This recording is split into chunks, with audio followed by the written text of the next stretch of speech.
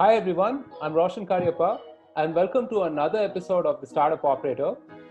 Now you see tons of interesting products online, but very few of them live up to how good the photos are or even the copy reads.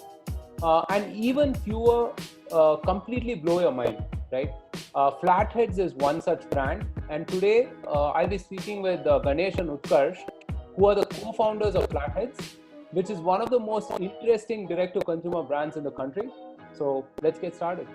Hey Ganesh and Utkarsh, thank you so much for being on the show. Hi, Roshan. Thanks for the flattering intro, man. No, I mean, I'm being entirely honest. So you see all these like really cool stuff online, and then when it gets home, it's like it's really bad, right? I mean, at the very least, it's at the average level. So I really loved the whole Flatheads experience when I got the shoe. I mean, there's so much thought into that, and it blew me away. Right? It's another thing that my dad completely like hijacked my experience. I mean, he's taken my shoes, right? So yeah. So I was Awesome, really awesome. That's great to hear. As a brand, yeah. So I think Ganesh, we got one customer right, and that's a big deal. Uh, And you know what? somebody really. You got the most pickiest customer. Okay, my father is a very hard man to please. I can recount many gifts that I've passed it, like that I've given to him, that he's given it back to me, right? Watches and whatnot. And this is one that he doesn't. I mean, he can't live without it, right? So he wears it literally every day, and now especially when he goes out on his walks and everything. So yeah, I mean, you guys are doing some fabulous stuff, right? Thank you. So I'm very curious how you got started. So how does someone go from engineering at IIT Bombay to designing the most comfortable shoes that someone can wear? Take us through that Flatheads founding journey. So I think one important thing is that I went to IIT Bombay to study design. So there's a design school at IIT Bombay, Yeah. and that's how me and Ganesh connected. He was there studying his engineering. But why shoes, or how we got started with shoes? Actually, we this is our second startup. We did a stint in payments. We went into e-commerce. We exited to e-commerce, and then we were actually looking at uh, what is the next stage of e-commerce, and we felt that India being a brand starved country, or not many real Indian brands out here. So I felt this is a good space. The shoe bit comes a little bit from my personal passion towards it. So this is a category that I have been studying for quite some time. I mean, almost through last 10, 15 years. Okay. I have continuously been buying shoes. Initially, it was just a hobby, or it was just a interest or a fetish, you can say. But as we went along, I realized that, okay, I'm like really interested in it. So I cut open a few. I bought sometimes shoes that were not my size, and so on and so forth. And over a period of accumulation of all these things, I realized that there really aren't, great comfortable shoes, casual shoes that I can wear for like my everyday thing. As time has passed, there was a time when I used to work in sales and all, and we used to be in like full formals all the day. Whenever I was in marketing, would be in full formals all the day. But as time went by, over the last again 15 years, dressing has become casual. From khakis we have moved to jeans, but the shoes really haven't kept pace. Yeah. So I felt there is nothing that you can wear to office on a pair of jeans and with a t-shirt, which is a really casual shoe, and it's like made for me for wearing all through the day, and then let's say in the evening if I want to go meet some friends or hang out with them for coffee or at a pub. So there's nothing like that, and that's where this idea sort of came up, that maybe it's time that Indian brand in this space can be created. And yes, that's how it kind of started for us. Yeah, I mean that's a fantastic niche that you guys have found, right? Which is that you're absolutely right. I mean, so you either have the formal shoes and the Oxfords, or you have the sneakers, right? And there's nothing in between. For someone who is semi-casual, maybe like a jeans and a shirt kind of a person, right? Which is what I am on most days when I used to go to office, at least. Yeah. So yeah, I mean, So you've thought about the space very carefully, right? And your brand positioning as well is something that you guys have really, really thought through. There's a lot of, I mean, as I mentioned, the experience of buying Flatheads itself. I mean, it came in a really nice, well-designed box, and there was so much of these design aspects within that. There was your story, there were stickers, all cool stuff, right? And so tell us about designing that experience. I'm sure it goes more than the product itself, right? I mean, how do you design that experience for a consumer? So I think, in terms of experience, first thing is that, whether the story is right or not. When somebody comes onto your website, it's almost like a store, it's something that today's generation is sort of used to. So basically, with a minimal look or within, few minutes, your story needs to get conveyed, what exactly you're talking. It's more pictorial, but right placements, the right explanatory, maybe videos. You can use a lot of stuff today. A lot of technology can be used, but the person has to really understand with a first glance that, what are you talking about?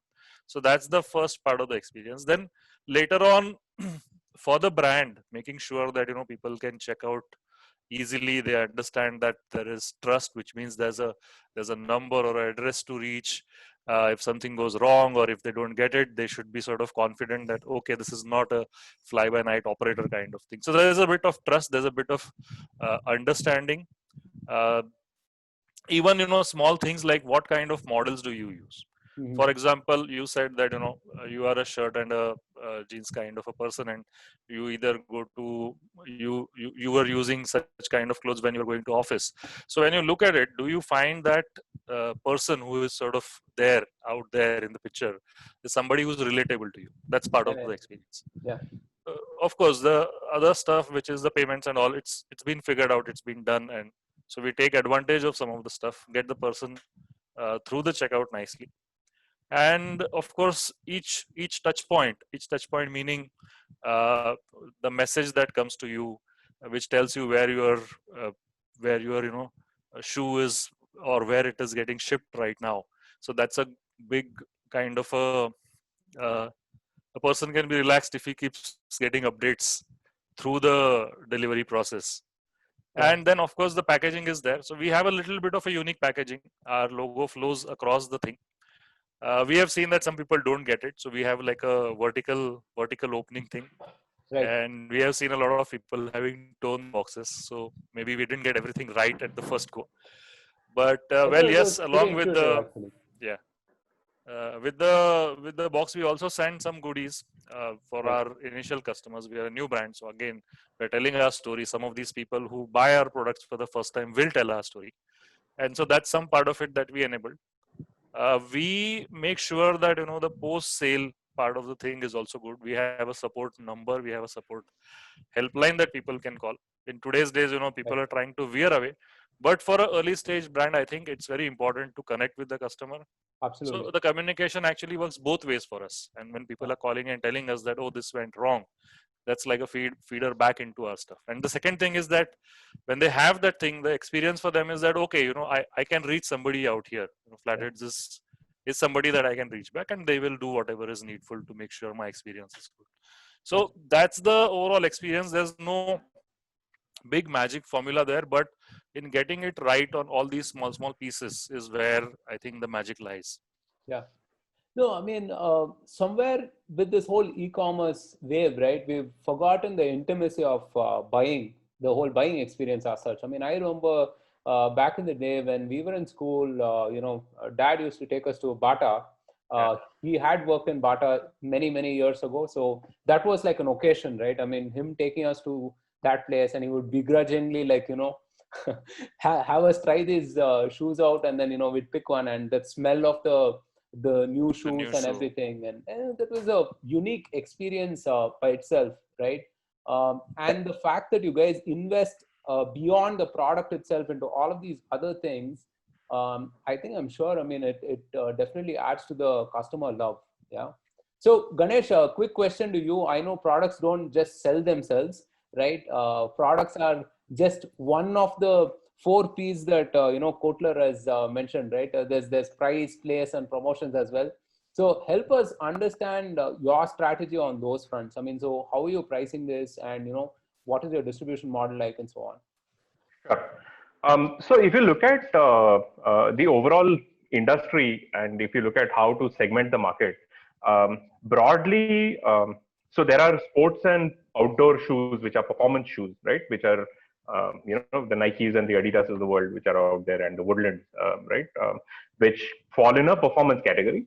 Then there are the leather shoes, which are the formal and the semi-formal category, right? The fourth category is the casual category, where shoes like us, shoes like Skechers, shoes like a Zara Man or a Benetton shoes, those kind of people fall in, or an Adidas lifestyle, right? Adidas Originals fall in there. If you look at the price points, so there are a bunch of shoes under the 2000 rupee category, right? These are the mass shoes which are available on marketplaces, whether you go to Flipkart and Amazon, right? Large volumes that sell on Myntra. A lot of these are Indian functional labels, right? So it could be a Liberty, it could be a Khadims, it could be a Paragon, it could be the sports version of Bata, which is a Power, right? Or a lifestyle version, which is a North Star. If you look at the private labels of e-commerce brands, there is HRX, there is Roadster, right? So all of these people fall in the mass category, which is below 2000 rupees. If you look at the international brands, they fall in the premium category, right? 5,000 rupees plus. So if you go and look at what their flagship lines are, what their latest launches are, if you go to a Nike store, or if you go to a Adidas lifestyle store, or a Vans store, typically the shoes will start at a 4,500 and above category, right? Nike starts at 7,000 and above. So these are all positioned very much in the premium space, right? And that is built for that audience which knows and can afford an international shoe. In between that, there is an affordable premium segment which actually wants to aspire to an international standard, and wants a shoe which is better than what is available in the mass, right? Which, as you said, looks great but is actually crap, right? Those shoes don't have any product differentiation as such, right? They want something differentiated, they want something unique, they want something designed well. A good shoe is what they want, right? But they cannot afford a premium price point which is beyond that 5,000 rupees. So we are trying to attract that affordable premium category. That's what we are trying to hit, right? We are trying to design a shoe and create a shoe that is as good as an international standard, right? So it is a made in India for the world kind of a shoe. It is designed specifically for the casual use case, which you can wear all day, right? And it is positioned between that 2,000 to 5,000 rupees space where people can actually buy it and enjoy the brand identity that goes with it, like a brand with a personality, right? So that's the thought process. That is the price part of it. If you look at the placement, we are starting online alone, right? So we are a D2C brand. The advantage that online gives us is, number one, it allows us to create a larger catalog and a much more nuanced offering without really stocking up on inventory in the back end, right? So we can actually create small, short bursts, limited edition bursts of shoes and keep iterating until we get the one that, or the couple of them that really sell well. You can very quickly go up the learning curve on what sells and what doesn't. And hence you can start doubling down on those kind of designs, that's those kind of color variants, for example. And you don't have inventory locked up, right? Because you don't have inventory locked up, you don't get into a deep discounting game, right? You very quickly sell out of the stock you have and then move on to the next style, right? So you can do quick iterations and not get into the usual traditional way of doing things, which is, launch at a very high price and then get down to 50% and 60% off as you go through. So that advantage is what it gives us over incumbents when we launch online, right? So that is one. Having said that, critical aspect of an early brand is actually experience, right? Like you rightly said, people need to feel the brand. So we augment that with a lot of on-the-ground efforts. So we do roadshows before the pandemic hit, of course, right? So we did a lot of roadshows in, co-working spaces, in offices, in IT parks, in flea markets, urban flea markets, and so on. where people can experience the brand, try the shoes out, see what we are about, give the feedback on a real time basis. That helps us a lot as well, right? In terms of getting customer feedback. You also try to feel, you get a touch and feel of the shoe. You actually wear it out there, right? So a lot of those are very critical in the beginning as well. So those are the things that we augment the online experience with.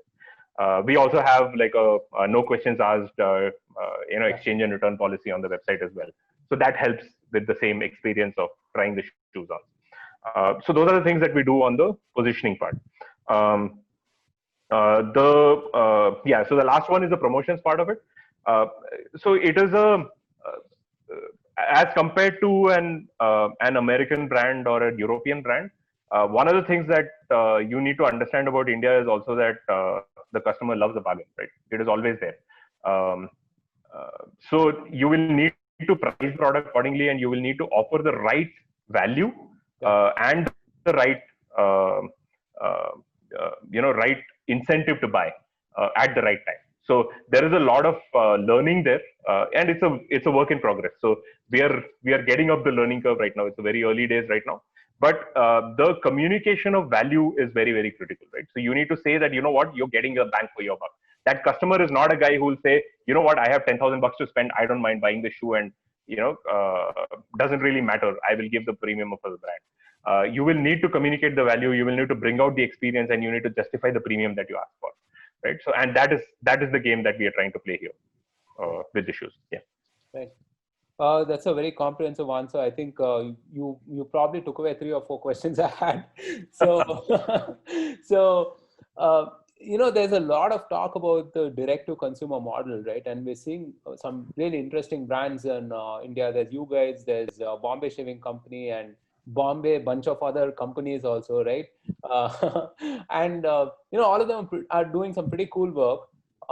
Can you give us like an insider's understanding on some of the challenges and some of the opportunities that you see in this model as such? I'm sure some of those things you spoke about earlier, but if you were to sort of zoom back and look at it from a model perspective, think like a B school person basically. So Utkarsh, you want to take the whole D2C ethos thing? I think it's very critical, this one.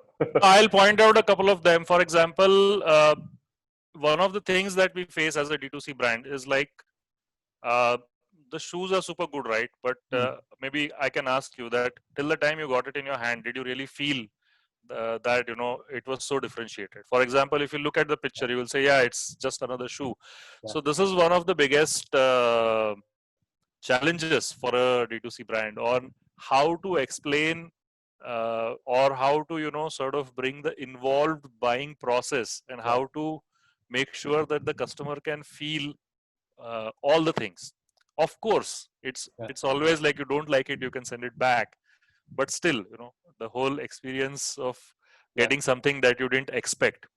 For example, different people expect a different shoe now, or different people expect different things from a shoe. Now they want to understand exactly, is it there, is it not there, how much it is there. So that qualification, what you can get in a store, is not there on a D2C or online platforms. This is one of the biggest challenges in terms of experience. As a B-School person, I think, Ganesh, I'll throw it back to you on how the numbers run, and there are a lot of challenges out there also. Sure. So from a D2C brand aspect, one of the most critical things is the brand story itself, right? So you need to create the brand identity, and the story has to resonate across the board. So when you're designing the experience on the website, it has to look premium, right? When you said, the website has to look fly, it has to have an effect of saying, oh, here is a brand that actually stands out from the crowd. Because if you go to Myntra, there are 17,000 shoes there, right, in the casual segment itself. So how do you stand out from that? So which is why a D2C experience is necessary, right? There you need to craft the story. So you talk about how the shoes are. So if you look at the small videos that we have right up top after the first banner, it talks about how the shoes are flexible, how the shoes are extremely lightweight. So we weigh it against the glass of water and compare it, right? How the upper is extremely flexible and durable. How it is easy to wash, how you can just slip it on your feet, instead of lacing up. So it's an everyday shoe design. So all of these things are actually replicating your experience that you have in the store, right? You would typically, when you pick up the shoe, you will do this. You will, bend it around to see whether it is flexible or not. You will wear it and you will jump around in it to feel it, right? All those things we are trying to replicate on the website, right? So that expectation has to be set right. Once that happens, when the customer buys the shoe and gets the shoe, the first thing he needs to see is, hey, you know what? Here is the shoe that is not the regular, dabba that you get from anywhere else. So our box has the right branding on it. Inside, when you open it, it says, "Hey, good-looking, nice shoes." Right? There's a little bit of a surprise there.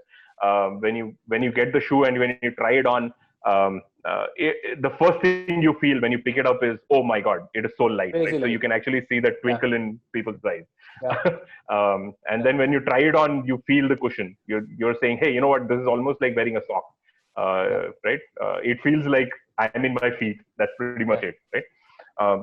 So all those experiences then have the fit around the ankle, right? I mean, that's just amazing because I've tried the laceless shoes and whatever, and sometimes it feels a little tight around it, but this just fit perfectly, like literally perfect, like as you mentioned, it like a sock around my foot, basically. Yeah. So all those things have to resonate from the website all the way to the on-the-ground experience to the customer, right? So. And then if the customer has a question about exchanging the shoe, returning the shoe, he has to be able to talk to a real person. There is a lot of value in chatbots, and guess what? We are in Bangalore, the tech city of the world. So every second day there's a new chatbot that comes and asks us whether you want to do business with us. But the entire point is the communication that you need to have has to have a human touch to it, at least in the right. The customer has to feel that he is talking to a real person and he can actually interact and ask the right questions, which we actually give, the accurate answers to. It is more about solving the customer's query and the problem rather than saying, you know what, I will get back to you in 23 hours, which is a standard reply with a bot. So those are the kind of things that you have to focus on as a D2C brand. All of this absolutely costs a lot of money as well. Building the brand identity, building the building the experience for the customer, and building the shoe to the expected quality, right? So your economics on the entire D2C also have to make sense. So that is a big business school challenge as well, which D2C brand runs into. So all of those things have to come together to build a brand. Right now, for India, though, this is probably the best time to build a brand. So if anybody is thinking of building a D2C brand in your audience, you know what? This is the right time to get in and get your feet wet, because India is just waking up to brands. The people are just starting to look at beyond commodities. What is the differentiation? What is the emotional connect that I can have with a product? Why do I love a product, and why will I keep coming back to it? These are the things that people are looking for, and people are actually paying the premium that a brand is asking for, provided the brand gives them that experience. Right. So it's a great time to be alive in this D2C space. Yeah, absolutely. I think in terms of challenge, Roshan, I might mention, for people who are in the startup community looking to start a D2C brand, I think they should have their eyes on the ball in terms of how much it costs and how hard it is to target a particular customer to reach out and get your product discovered. So there's a bit of science also. There's a lot of best practices available. There's a lot of agencies who will tell you that, hey, look, I can sort of get you for this kind of a CAC or this kind of a customer acquisition cost. But believe me, for every brand or for every story, that will be different. And till the time you can get so this is like our third version of the website. So till the time we got that, we had what we call as the brand deficit, if you will. Brand deficit means there is some kind of there's still situation where the brand is not built. Until that time, you will be bleeding money on marketing. So these are some of the challenges that you'll face. And irrespective of whatever you do, Facebook will still charge you money, Google will still charge you money, but your product will still not get out there into the market and not get discovered. So that's one piece where I think the biggest challenge is for people who want to build a D2C brand. Right. Yeah, I mean, the brand is also built around a lot of product love, right? I mean, as we've mentioned, a lot of thought goes behind it. And you guys, personally talking to potential customers, so on and so forth. How do you scale whatever insights you get from some of the things you're hearing from these people to your sales and marketing or to your product and design and so on? So let's say I come and tell you that, Ganesh, hey, what, you are probably priced a little too high, or maybe I say that Utkarsh, the fit around the ankle, it could be a little better or something of that sort, right? I'm sure people have 100 bright ideas to give you. So how do you sort of how do you filter those ideas? How do you adopt those ideas, and how do you continue to build that customer love? I think classic product management technique here is that you keep listening, and if there are like lots and lots of different inputs, of course you take them in, and you keep listening till the time you hear one thing repeated again and again. So for example, a fit is something that is always a challenge for us, and usually what we are looking for is to get the 80% right. 20% of the people are definitely not going to find the fit super comfortable kind of thing. So how do you look at, so there are various points. So one thing is that you need to have some hypothesis also on what you want to hear, or what are the particular points are you looking for. When you're saying fit, for example, I'm just taking an example. Is it around the ankle? Is it around the ball of the feet? Or is it around the heel area? What is it that you are looking for as feedback from the customer? So you should be clear about that. When you hear that repeatedly is when you can understand that there is scale to this, and this is something that can be turned into a feature. So that's one thing I use for product, at least. Ganesh, any insights you have on the marketing side, maybe you can share. Yeah. So online actually gives us a lot of analytics able data, if you will, from day one. For example, when we did our sizing, right? What is the proportion of size 6s to size 8s to size 11s that you need to buy? A lot of that intelligence actually comes from the platform itself. So you have an initial hypothesis, like Utkarsh mentioned, ki maybe for every 3 size 8s and size 9s, you will have 1 size 11. That's how we started. But then you start seeing the sales data and say, oh, you know what? Here is a maybe it is skewed towards bigger sizes. So maybe we should launch a size 12. So now we are coming up with a size 12 as well in our collection, right? Second, if you look at the different styles itself, so we played around. So the one of the styles is a relaxed fit. The Kapao is a very tight, snug fit, right? The Bronc is an average, middle ground fit. So you start seeing what the return rates are. If there are a lot of returns coming in, then you know that fit is not right. Right? You have to go towards the more relaxed fit. Maybe the snug fit is not the right one. Even if the snug fit sizing is an issue, then you start looking at whether we need to, for a snug fit, you need to specify sizes differently, right? So a lot of those intelligence inputs actually come in from actual sales on the ground, which then goes into the development of the next shoe, right? So a lot of that is an ongoing process that we do every day. Similarly on colors, right? So we know that a denim or a maroon shoe looks great on Instagram, right? The olive shoe that we have, or the gray shoe with the banana laces, look brilliant on Instagram. They have the most views, they have the most likes, and when you run an ad, those have the most clicks. But when the guy comes to the website, the shoe that is most sold is probably the one with the black sole, right? The one with the gray or the navy color, right? So you need to understand what works on a marketing communication, what works on the actual sales, actual product, and accordingly you need to build your inventory right. Otherwise, you will have a glut of products which are not selling at all, right? And you'll have a significant variance in your product portfolio as well. So all those things are, as Utkarsh said, as much as an art, as much as it is a science, and it's something that we keep doing every day.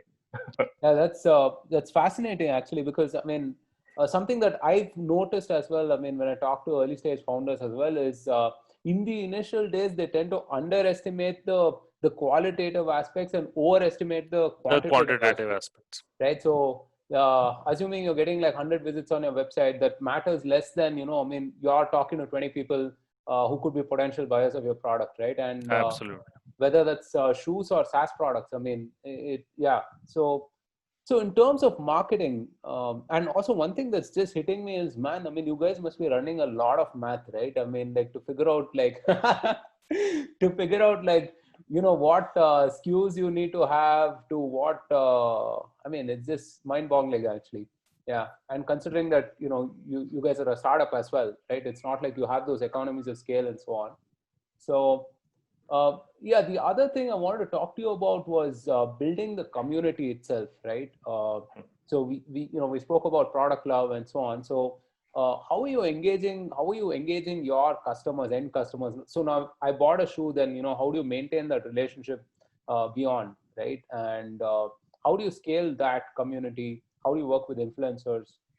Anything to that effect? I mean, have you guys thought of that? Sure. Yeah, okay, go ahead. No, I was just. Okay, cool. So, if you look at building the overall brand identity, especially in a footwear category, right? There has to be very strong brand recall for the customer to come back, because as opposed to say coffee or any personal care FMCG product like a shaving blade, the customer does not come back every month. Or does not come back every couple of weeks, or not even every quarter. The customer comes back probably every year or every 7 to 8 months. So building the brand recall and building the story so coherently throughout the process is very critical. Post purchase, what we normally right now we have not built that out. Honest to God. We are still working on the post-purchase, experience all the way through. But the intent is to say, how can I engage the customer in that urban lifestyle that he is doing, that he is part of every day, right? He is using our shoe every day. During that, what is he doing, right? Is he looking at anything that is as aspirational as a value proposition? So, for example, we say that, you know what, if we are an all-day work sneaker that can be used at work and beyond, then you look at the work tribe and you look at that audience and say what is aspirational in that audience. For us, the entrepreneurship is cool, right? Entrepreneurship is aspirational. So we try to get entrepreneurs to use our shoes, experience it, and then give us feedback, and then give us testimonials, and then use that. So our first 50 customers, we actually went out and hand delivered the shoes ourselves. And when we see any entrepreneur coming and trying our shoes, we immediately latch on. We reach out to them and say, you know what, we'd love to know your feedback. Please try it on and tell us. Right. So that's how we found Naveen Tiwari from InMobi, for example. He actually bought it through another friend of his. We did not know that he actually got it. Right. When I generally reached out through another friend of mine through a mutual connect, is when I found out, oh, he actually has our shoe and he has tried it and he loves it. Right. Now that's a great point. So went and met him in person, talked to him, and got a soundbite from him to talk about. Similarly, Rajiv Srivastava from Urban Ladder, right, another big entrepreneur who's been there, done that in the consumer brand space. He's a Bangalorean, right? So, and he happened to be my college senior as well from IIM Bangalore. So through mutual connects, got through to him, talked to him, got him to come and visit us, give us some pearls of wisdom from a D2C brand perspective. Try on the shoes, and he loved them as well. So got him to experience that as well. So there is a lot of high touch things that we do with that entrepreneur crowd, and then try to showcase that to build that story. LinkedIn, incidentally, is a channel where we talk the brand language from an entrepreneur perspective. You will not see a lot of D2C brands doing LinkedIn. A lot of people will do Instagram. But it goes very well with our work plus all day kind of a positioning as well. So those are the kind of things that we are doing a little differently to build the community base. It is still early days. We have still not hit the right chord and build the right recall there yet. But the endeavor is definitely there. Right. So in an earlier life, you guys had co-founded Momo, which was perhaps one of the early payment companies. I think 2013-14. Right, later acquired by ShopClues. Yes. What was that journey like? And, can you take us through some of the key learnings from that time that you're applying right now? So I think Momo, one of the things was Momo when we started, the big thing was that this kind of payment thing did not exist, So Right. big differentiator.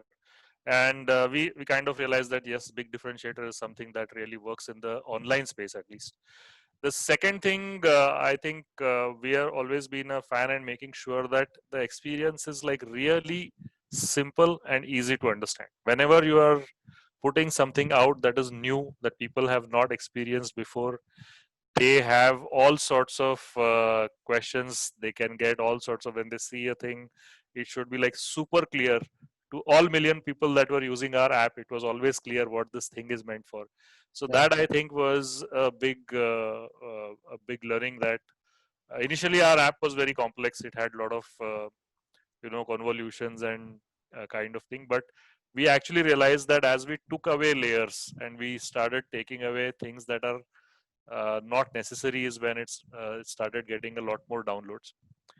I think the other thing we realized was that a lot of grounds up activation is very important in terms of discovery.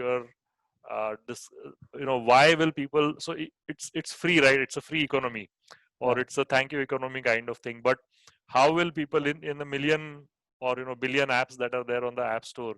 Why will somebody say that they want to download Momo? So I think one of our biggest realizations was BTL marketing is something that is really key. Um, Apart from that, I will say that one of the biggest learnings is that if you found something really valuable, then you need a lot of money to make sure that somebody doesn't come and take away that differentiation which you have built. Right. So that's something every entrepreneur should know. Right. The last one, I think,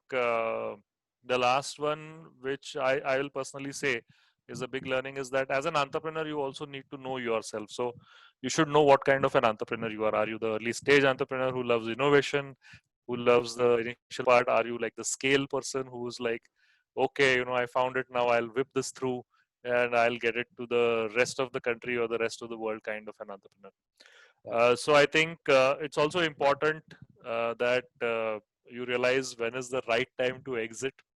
So that's something which I think very hard, or that kind of experience is very hard to come by. So I think being able to read the leaves right in terms of the overall landscape and the macros and how this whole picture will unfold are some of the learnings that I got.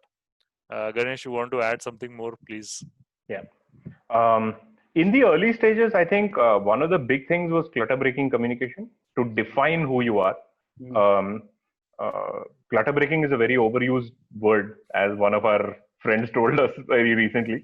What I mean by that is, for example, when we launched Momo, right? Momo was an app to pay at restaurants, retail stores, and so on, right? And this was launched in 2013 when 3G was just beginning in India in terms of adoption. We were a payment app at such a time where everybody else was doing mobile recharges and utility bill payments, right? Electricity bill payments, for example. So Paytm was doing it, MobiKwik was doing it, Freecharge was doing it. These were the biggies out there. So when a customer tried to download the app and then you saw a lot of reviews saying, "Hey, where is recharge? I don't see recharge here." Right? Then you are immediately understand the need to build a communication saying, "You know what? This is not a recharge app. This is a payments app, but it is a payment for restaurants." So trying to create that differentiation upfront with the brand communication itself is very, very key. Right. Similarly, in this space, as I said, if you go to Myntra, there are 17,000 shoes in the casual segment. Right. How do you talk clutter breaking? How do you say what is your USP and how do you define that very powerfully? Is something that is very, very critical. Right. That is a big learning from Momo that I've taken here. Second, as Utkarsh said, BTL marketing is very, very key. We noticed in Momo that we were a digital app, but our maximum, high quality users came from the people who actually downloaded it when they were at the restaurant, right? So we used to do a lot of activations at restaurants, at retail stores. We used to incentivize the waiters to go and evangelize our product to get the customers to download it and use it. We used to have standees and stuff like that on the table that you could see and you could download. We used to do road shows all the time. So we have replicated that here, in terms of a roadshow experience and in terms of urban flea markets as well, trying to get that communication through. The one big thing that I found personally from that experience, because that was the first time we actually raised venture funding and grew that to a certain scale before we exited. I think the communication and the value that an investor brings to the table is something that I really learned firsthand out there. Right, in terms of accelerating the growth of your brand, in terms of understanding how you need to run. When you're talking 20%, 30% growth, which is usually what a corporate does, 10%, 20% growth year on year. That is a very different ball game than when you're saying, you know what, I need to double my base in the next 3 months. Right? It's a very different way of thinking about things, and an investor who is the right person actually can help you think through those very well. Yeah, not all money is equal, right? Absolutely. So value addition is very critical. So in this time when we got our angel raise, we made sure that we have value added investors who actually bring a lot of that learning onto the table, because we have never done a footwear brand before, right? This is the first time we're getting into that space. So from that perspective, there was a big learning there. The last one I would say is finding the right co-founder. I think Utkarsh talks about that a lot. I will definitely say that from my side is reciprocal as well. When you find somebody like that, it's almost like a marriage, right? You don't let that go. Right? It is very hard to find somebody with a complementary skill set and a complementary way of thinking, but also is aligned with you on how you need to build your startup and build your brand as the life of the brand goes along. And somebody who can see it from day zero on what it is going to be looking like 5 years down the line. Yeah. That strategic vision is very, very important, right? While Utkarsh comes from a creative field, he understands the consumer like nobody else, because that design ethos is actually ingrained into him from his experience. I come from a very different data-driven business, consulting, marketing kind of a mindset. Yeah. Exactly. So I am a hardcore numbers guy. But when you bring these two perspectives together, and then you say, okay, now let us look at what 5 years down the line looks like. Let us look at what a brand that can actually stand equally with the biggies in the market looks like. It's a very different conversation to have, rather than saying two engineers sitting together and saying, how do we build the next app? Right. So when you get that camaraderie and chemistry going, you should not let that go at all. Absolutely.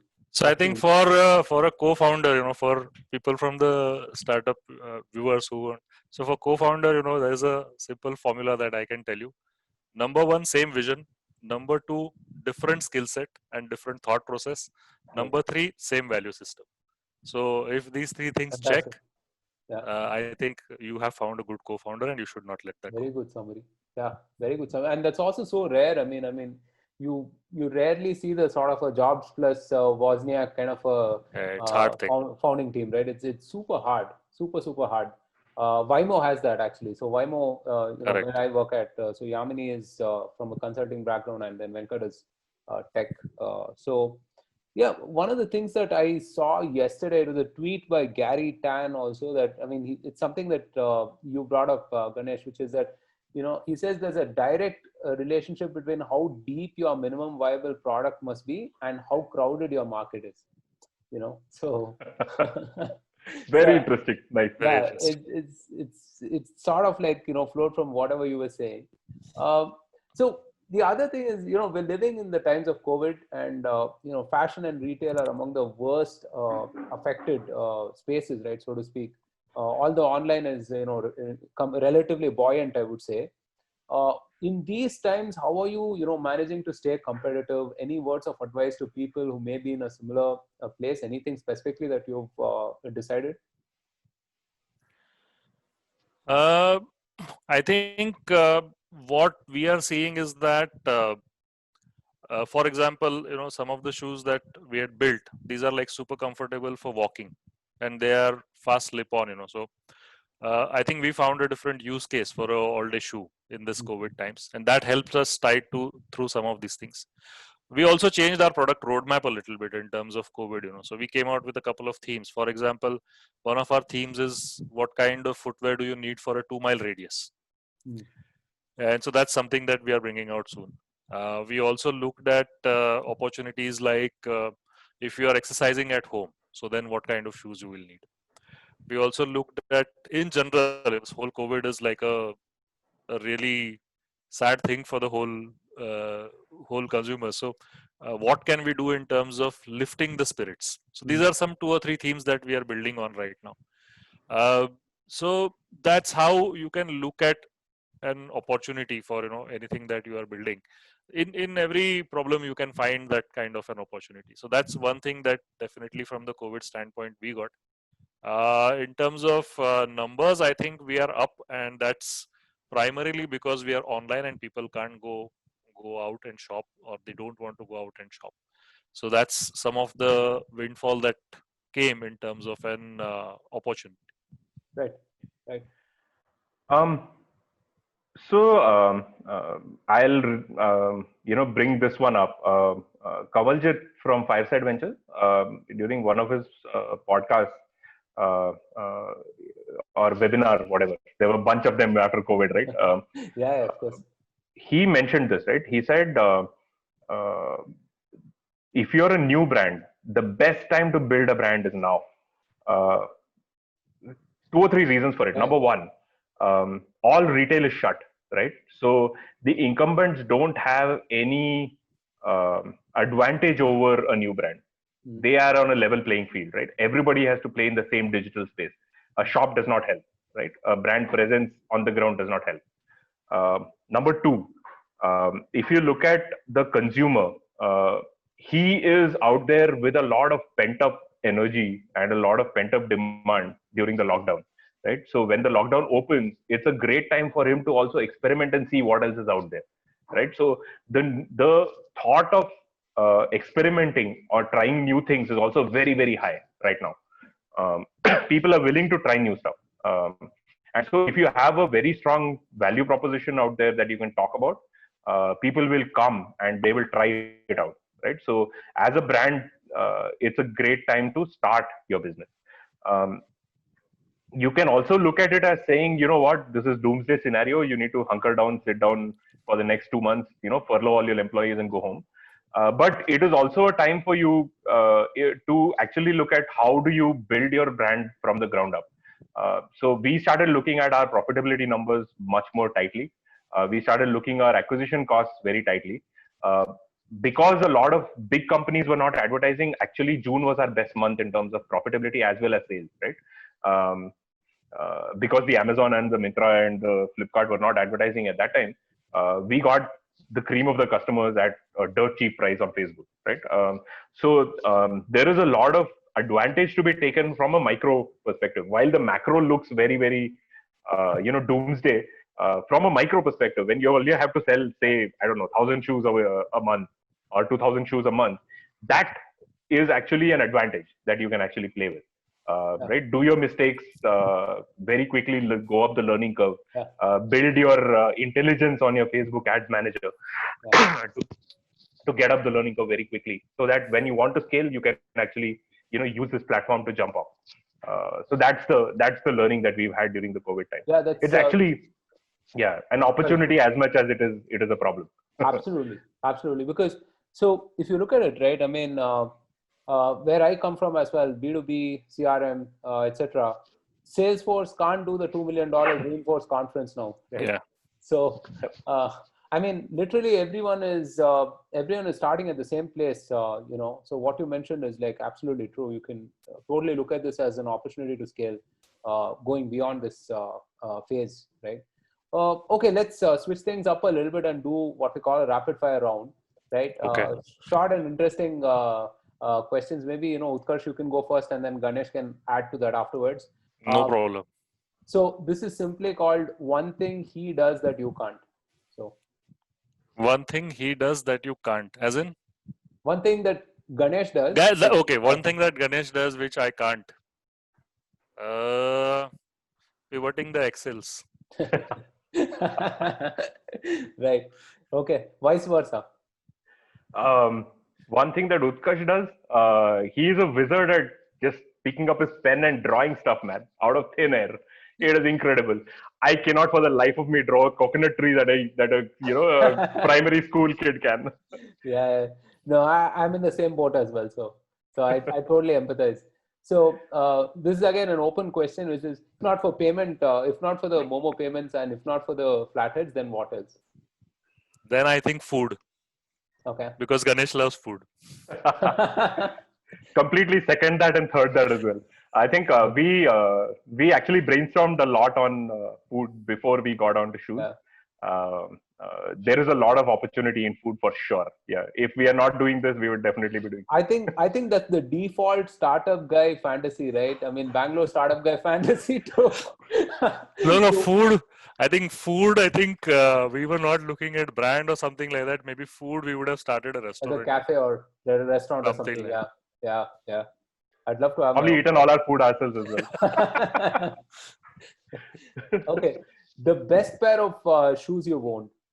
Flatheads. Of course, aside from flatheads. You may be a bit biased here.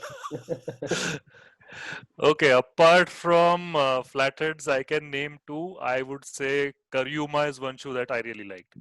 Okay. Yeah, Ganesh? For me, it's the Allbirds. Definitely one of the most comfortable shoes I've ever owned. Okay. Of course, because my feet are wide, I usually for a running or a basketball shoe, I play basketball. So for a basketball shoe, I will definitely take Nike over anything else. Those are the best shoes I have ever seen in the performance category. Right. Okay. One direct-to-consumer Indian brand that you guys love, absolutely. Again, Flatheads is off the table, obviously. Yeah. Utkarsh, you're first. One D2C consumer brand that I really love. Maybe you should go first. I'm just thinking. Okay. I'll definitely take Bira. Yeah. I think they've brought the Quirk fantastic way of building the brand and the identity and the community as well. Yeah. The promise of the craft beer also goes very well. When you drink the beer, you're not disappointed at all, right? It's just taking it one level higher. In terms of price and positioning as well, they have nailed it on all fronts. So I would definitely say Bira there. Okay, if you ask me, then I am an admirer of Boat Electronics. So the first time I bought their earphones, I really felt great international quality at a very good price, and I sort of latched onto it. So right now I have like 5 or 6 different Boat products in my house. Nice. Okay. The weirdest feedback you've gotten? Okay. I can tell you a lot of stories on that one. I'm sure you have a few. One of the weirdest ones that I ever heard was this shoe does not feel like a performance shoe. For me, that was a very big shocker because we never said performance anywhere, right, in the communications. But for some reason, the customer bought it thinking it's a running shoe, right? It wasn't a running shoe when they actually wore it. Right. That was one thing that I found was very weird. So I actually went back and looked at all the marketing communications that I'd ever done before that to make sure that I never said that before. Right. I think one of the weirdest feedback I got in terms of the product is that, these shoes wobble. Okay. So anyway, so I tried to research a lot into it, but later on I found that yes, when they mean wobble is like, when you place the shoe on a table or something like that, it's not perfectly flat, or so it's sort of, little bit wobbly kind of thing. But I was really shocked when somebody said that the shoes wobble. I was just imagining a person standing in the shoes and he's sort of wobbling out there. Right. So that was a shocker that I got, at least. Right. Okay. So 4+ months in the quarantine, the best quarantine hack that you've discovered? Outside of the business? No, any personal, professional, anything. The best one I've discovered, I've discovered a knack for making quick snacks and quick Okay. munchies, which my daughter loves, by the way. So she's as much a foodie as I am. So Okay. it's a lot of fun. Right. So I think the biggest hack that as a startup founder I have found here is that this is the time when you can focus a little bit on your health. And contrary to a lot of people, I have been sleeping on time, and I have got a little bit of time in the mornings to do a run or a jog and keep myself a little fit. Nice. So Yeah. And by the way, I've gotten addicted to bridge. So bridge is something that I do every day religiously now. So I've got 4 bridge partners that I play with. So Nice. that's a big one. I had always shied away from games like chess and bridge because it was using too much brain power. But now I'm enjoying it. So good fun. Yeah, I mean, it's always been on my horizon. My boss was a huge bridge player in college, and I mean, he wouldn't stop talking about it. The first guy I worked with, so it's always been one of those things that I have to try out. But I think after your story, I think I should probably give it a shot. Yeah. Definitely worth a try. Yeah. Happy to get you on as a player Awesome. in I'll one of the reach out games. to you for advice. So from customer to podcaster to bridge partner. Bridge Wow. partner. Right. Nice. Building a community as we speak. Community as we speak. So the best, what books or podcasts would you recommend?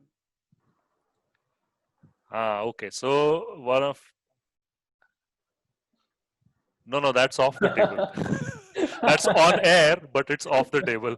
Right. The Startup Operator, yes, definitely. But my favorite one so I have 2 favorites. One is How I Built This by Guy Raz. It's on NPR radio. Amazing. And I think that's something that where a lot of the big guys, both from the digital economy, both from the old economy, so you can actually hear deep and also human-sided stories of people who built great brands, as big as Nike, for example. So that's one of my favorites. I think another one I listen to quite often is Invisibilia. And whenever I'm sort of wanting to relax a little bit, it's Car Talk by the Tappet Brothers. Please listen to this Car Talk show. It will sort of ease you out drastically, completely. Right. I'm a big fan of a podcast called Business Wars. They actually pick 2 rival brands and then talk about their entire origin story all the way to what they are right now. It's a brilliant podcast. The last one was Patagonia versus the North Face. Right. So talking about the founders when they started off as dirtbags who are basically nature lovers and mountain climbers. All the way to the big global brands that they've become now, corporations that they've become now. Brilliant stories, and it's put together like a suspense thriller almost. Nice. Very cool. The second one I really like is something called My First Million. I have just latched onto it recently. It's a couple of Valley startup guys and also angel investors who are basically talking about what caught their fancy every week. What is the startup that they found interesting every week, and what would they invest in every week? So you hear a lot of ideas. It's like a burst of 30 different things that they're talking about every podcast. So love those 2 shows. Yeah, I've heard of that one as well. I've been meaning to listen to that. I think the guy's name is Sean something, I think, if I'm not mistaken. Yeah. So one of them, by the way, had COVID. And he was doing the podcast in the middle of COVID. He did 2 episodes in the middle of COVID. That is dedication, man. Seriously, that's something, really. So, hey, this has been super fun. I mean, we've had like a fascinating conversation on many different aspects, building a D2C brand, how you guys are, building out Flatheads itself and your ethos, your philosophy and everything. So it's customary for us on the show to end with what you're optimistic about going forward. So maybe you guys can share what you're optimistic about. So I think in terms of optimistic, I think one of the things I'm sort of looking forward to is this whole, by some means, whether the herd immunity or something, this whole COVID thing sort of takes off. And the other thing is that what I am looking forward to is to be able to build a lot of great shoes for different use cases that people have. So these are the two things that really come up in my mind. Nice. I am, from a macro perspective, I'm very, very bullish about the Indian economy and the way it is going. I think we have got all the structural changes in place, and we are like poised for the next level of growth. I'm very, very optimistic about what the next decade holds for us. And of course, the D2C space, right? That is the reason why we are here. I'm definitely very optimistic about that, regardless of what happens during this, short period of time of 1 year post-COVID, when we are recovering from, the devastation that it has caused, as such. But I'm definitely very bullish about generally the Indian consumer and what it holds in store for us in the next decade, for sure. You will see a lot of interesting stuff happening in this space across categories. So brace yourself. Yeah, I mean, that's a fantastic note to end the podcast on. So, hey, thanks so much for your time, Utkarsh and Ganesh. This was a lovely conversation. Had great fun talking to you guys. Thanks everyone for tuning in. This podcast will be available on all popular platforms. So until next time, stay safe and take care. All right. Thanks, guys. Thanks a lot for having us on the podcast, Roshan. And guys, like and subscribe. This is a very cool podcast. Thanks so much. All right, guys. Bye. Thank you so much, Roshan, for having us on the show. My pleasure. See you soon. Bye.